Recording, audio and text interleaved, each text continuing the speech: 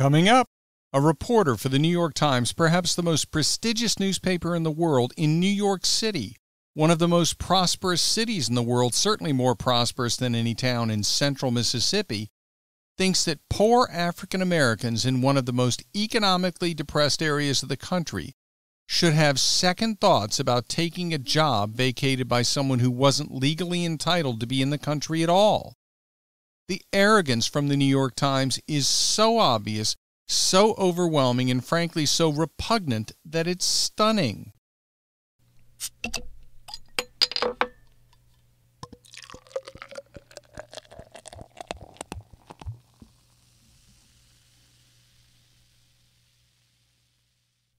Welcome back to Political Spirits.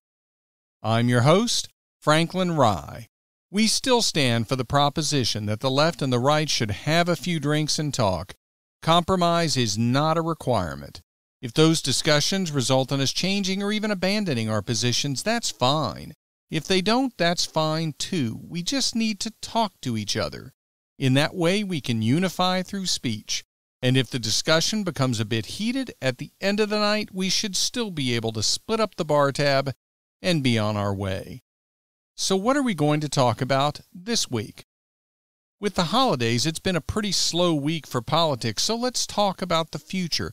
I'm not talking about the months to come, I'm talking about the many years to come. I've made no secret of the fact that I believe the 2020 election will go to Donald Trump, but what about 2024 and thereafter? What happens to the Republican Party after Donald Trump? There have been plenty of articles written by anti-Trump commentators claiming that the Republican Party will be destroyed by the Trump presidency. I don't believe that. For me, the big question is whether the direction in which Donald Trump has taken the Republican Party will continue after he leaves office in 2024. This will be only the second episode of this podcast when I've talked about the individuals I see as future presidential and vice presidential possibilities for the Republican Party after Donald Trump completes what I expect to be his second term. The one Republican politician I've talked about in that context is Congressman Dan Crenshaw of Texas. I predicted that the heroic former Navy SEAL would end up on a Republican ticket either at the top or as vice president at some point in the future. I still expect that. Although if that point in the future is 2024, it's probably more likely that he'll be the VP nominee rather than the Republican presidential nominee. In that circumstance, I think there's a good chance that Nikki Haley would be at the top of the ticket. Think about her performance as the United States ambassador to the UN. Think about the no-nonsense, blunt, and refreshing style she exhibited. Now think about the optics of a tough, conservative woman who forcefully represented the United States before an international body, much of which is comprised of countries who want nothing positive for America. Factor in her successful years as governor of the state of South Carolina, and you have a top-notch candidate for the top of the ticket for the Republican Party in 2024. Now team her with Congressman Dan Crenshaw, a war hero whose visible injury is a constant reminder of his bravery, and who has shown a near-perfect ability to use social media to get his message across, and you have one extremely impressive ticket. Go to YouTube and look up Dan Crenshaw's entrance to the Turning Point USA 2019 Student Action Summit if you think Dan Crenshaw can't energize a crowd of conservatives. You'll see that he absolutely can. One thing I should say about Congressman Dan Crenshaw, I think he is largely a traditional Republican. I don't see him as being as much of a populist as Donald Trump. In that respect, he actually presents a strength as a potential vice presidential nominee. His presence on the ticket would help reassure the more Chamber of Commerce-style Republicans. In fact, I do believe a pairing of Nikki Haley and Dan Crenshaw would be an extremely strong ticket. Who else should we keep in mind as potential candidates for the Republican presidential and vice presidential nominations in 2024 and beyond? Well, I happen to think that Governor Ron DeSantis of Florida is a prime candidate to lead the ticket in 2024, and not just because Florida is a critical swing state. Since winning the governorship by a razor-thin margin, DeSantis has proven an extremely capable executive, so much so that he's the most popular governor in the country. It's interesting. If you look at the way that he's governed, it's sort of a blend of traditional conservative and moderate. He's no doubt nominated conservative judges, but he's been willing to spend large amounts of money for projects that don't necessarily fit with a purely ideologically conservative politician. For example, he's committed huge amounts of money to the Everglades cleanup, and in doing so, he's endeared himself to many who are left of center in addition to his traditional supporters on the right. In that respect, he seems to be a politician rooted in conservatism, guided by pragmatism, and more willing to move to the center when it makes sense, and with a populist streak.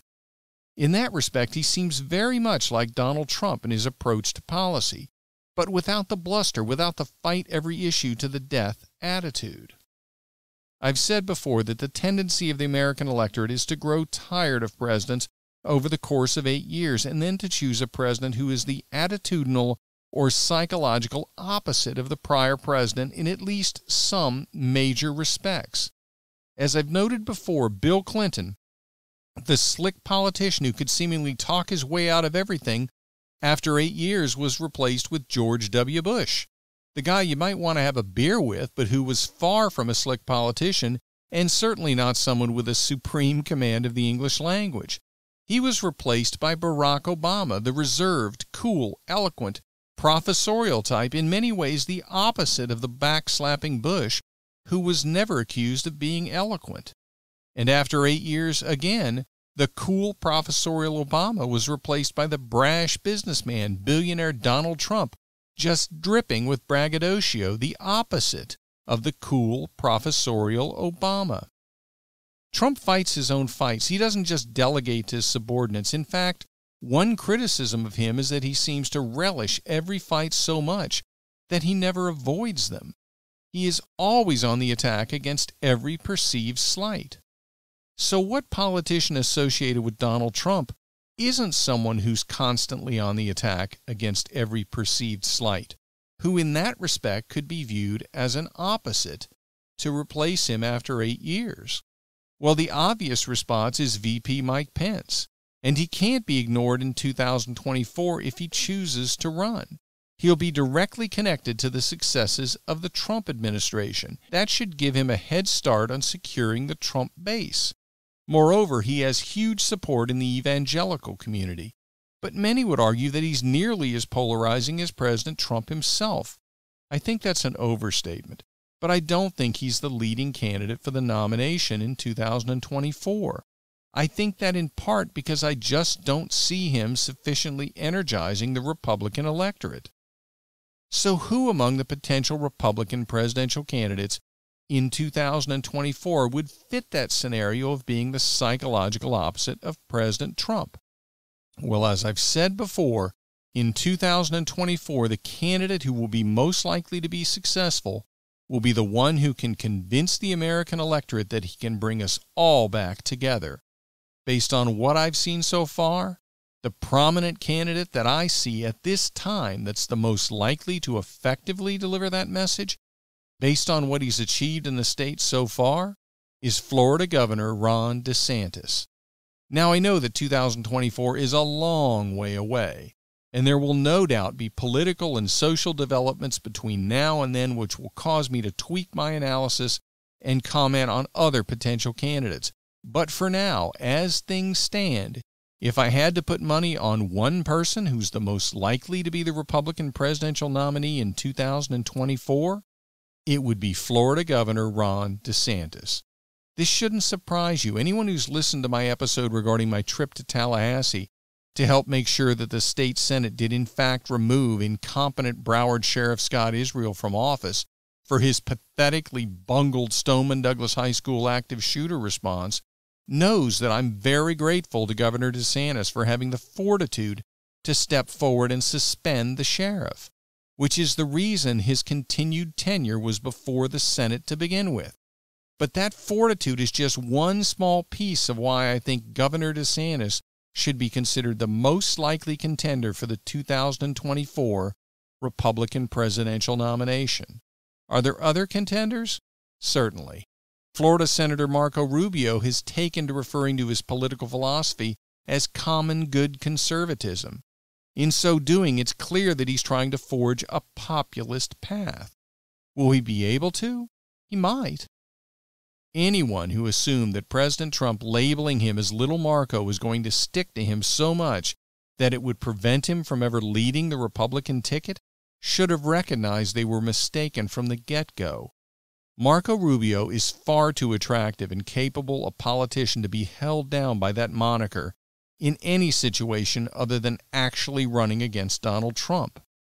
I fully expect that Rubio will be able to put together a legitimate campaign in 2024, should he choose to do so. The fact that he's talking about what he calls common good conservatism at this point tells me that he does have an interest in pursuing the nomination. The other thing that tells me is that the philosophies of Donald Trump are not going to disappear from the Republican stage when he leaves office. Trump recognized the huge portion of the electorate which was largely being ignored. He recognized that the rich and well-off are being catered to by politicians, and that the poor are being catered to by them as well. The voters that were being ignored were the working class, the blue-collar voters. With the phrase common good conservatism, Marco Rubio is showing that he doesn't intend to ignore them. Or at least he's going to try to make sure that he isn't perceived as ignoring them. So what are Rubio's chances? He's a very capable politician, but the big question I have is whether he's too connected with compromise on immigration questions to be able to win the Republican nomination in the current political environment. Whether he'll be able to separate himself from his prior positions and more convincingly appear to be focused on preventing illegal immigration and thereby reassure Republican blue-collar voters. That's the big question. And at this point, I don't have the answer.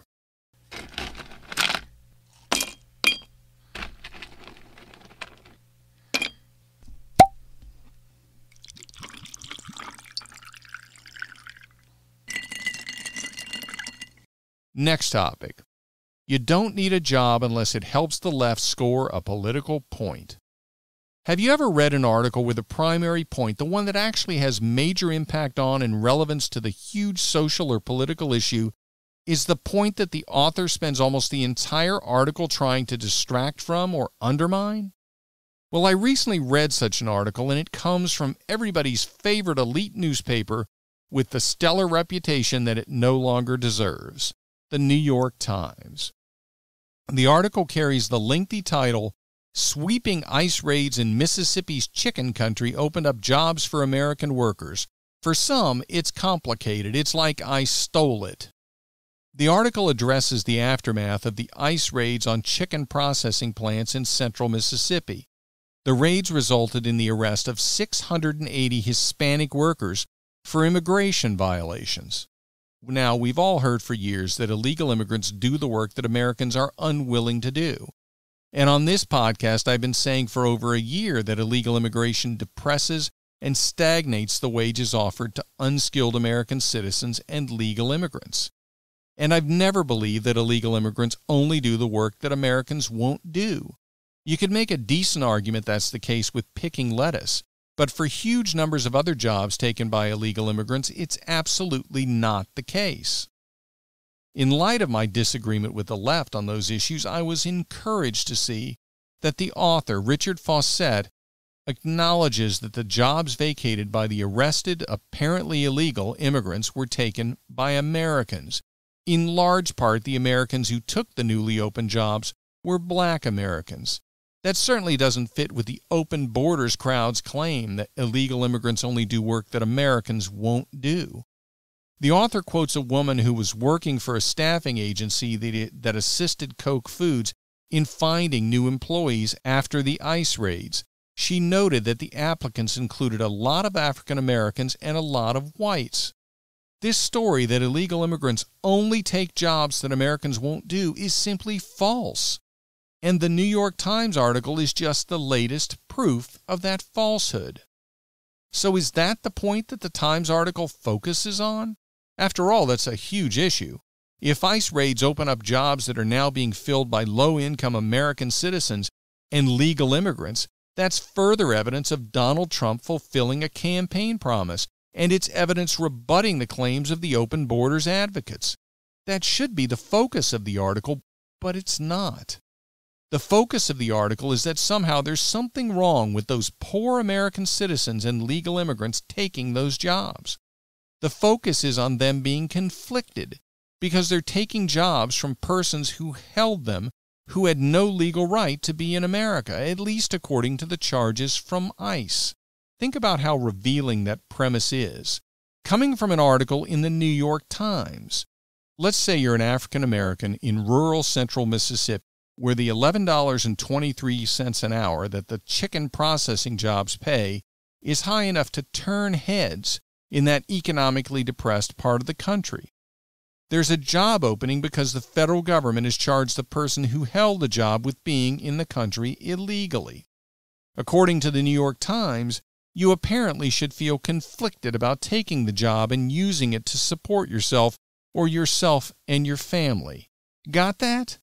A reporter for the New York Times, perhaps the most prestigious newspaper in the world, in New York City, one of the most prosperous cities in the world, certainly more prosperous than any town in central Mississippi, thinks that poor African Americans in one of the most economically depressed areas of the country should have second thoughts about taking a job vacated by someone who wasn't legally entitled to be in the country at all. The arrogance from the New York Times is so obvious, so overwhelming, and frankly so repugnant that it's stunning. But what's even more stunning is I suspect they have absolutely no idea that's the way it comes across. In that respect, they're literally clueless. And some people still wonder why I believe that President Trump will garner a higher percentage of the African American vote than the media would have you believe. Trust me, there is every reason to believe it will happen. Next topic.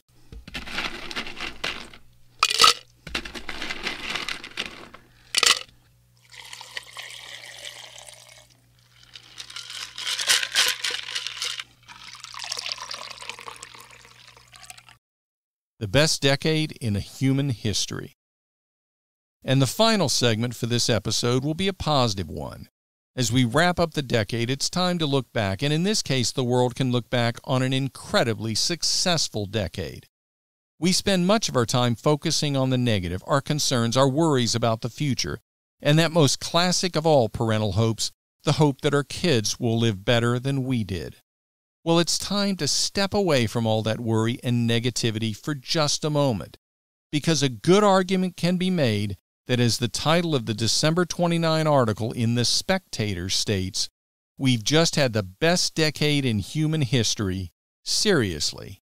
That's right. As author Matt Ridley explains, the human condition improved more in the last 10 years than during any other 10-year period in history. Extreme poverty is suffered by less than 10% of the world's population for the first time ever. Just a few decades ago, it was 60%. Child mortality is at record lows. When was the last time you heard about severe famine? Now compare that to just 30 years ago. Perhaps more shocking is the fact that we're doing more with less. As the population has become more economically advanced, it uses fewer resources. Think about that. As the author points out, in 1959, a drink can contained 85 grams of aluminum. It now contains 13 grams.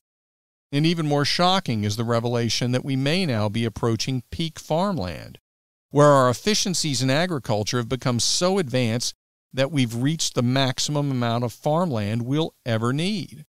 We use 65% less land to produce a given amount of food than we did 50 years ago. The percentages of land covered by forests in wealthy countries are expanding. We've talked before about the foolishness of ecological doomsayers like Paul Ehrlich, author of The Population Bomb, who predicted mass starvation and a virtual collapse of civilization based on overpopulation. He was proven spectacularly wrong. And that the core of the reason why he was spectacularly wrong is the fact that human beings are not like other animals. We possess intelligence and creativity on an entirely different level from other creatures. And much has been made of man's propensity for cruelty and destructiveness. Far too little is said about our creativity, scientific acumen, and our resultant ability to make our existence and our environment better. So as we enter a new decade, I share the author's prediction that human existence will improve, that our adverse impact on the environment will lessen, and that 10 years from now we'll look back to find that once again the state of the world has improved and that once again the doomsayers were wrong. What if we look forward only a week? Will things get better?